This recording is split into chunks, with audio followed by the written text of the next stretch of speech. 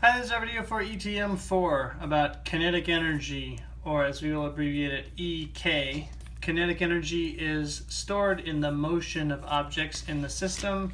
Real quick, if you check out ETM 2, there's an example here that shows an abbreviation for kinetic energy. It says EKB.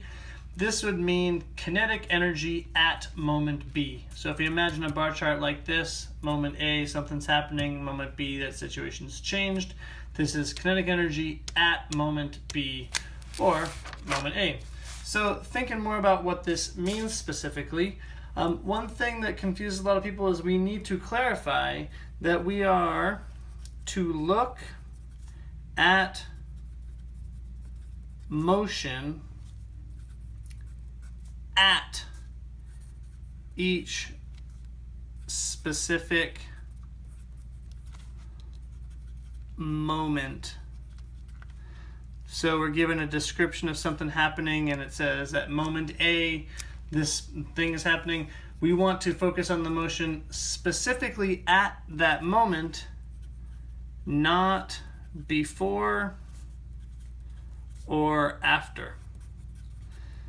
So if something's at the top of a ramp and it's about to slide down the ramp, we want to focus on what it's doing at that moment. If it's not moving yet, we don't call that kinetic energy.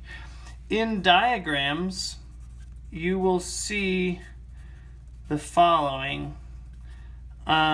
If we see a dot, that means not moving. If you see a dot next to an object, that means that whatever the object is not moving. But if you see an arrow, that means moving, and the arrow length shows speed. So if something's getting faster, we might see those arrows getting longer, and we would use that as evidence. Lastly, I want to give you a suggestion for what to do if you're stuck. So I'll put a star here, and I'm going to say, if you're really stuck on a problem, if you're stuck, draw an X for EK at each moment when nothing is moving.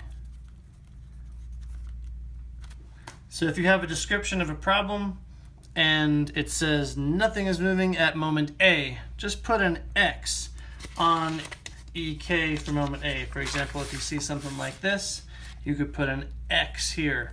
Let's say something's not moving before and not moving after. You could put an X here and an X here. Maybe some other things are changing.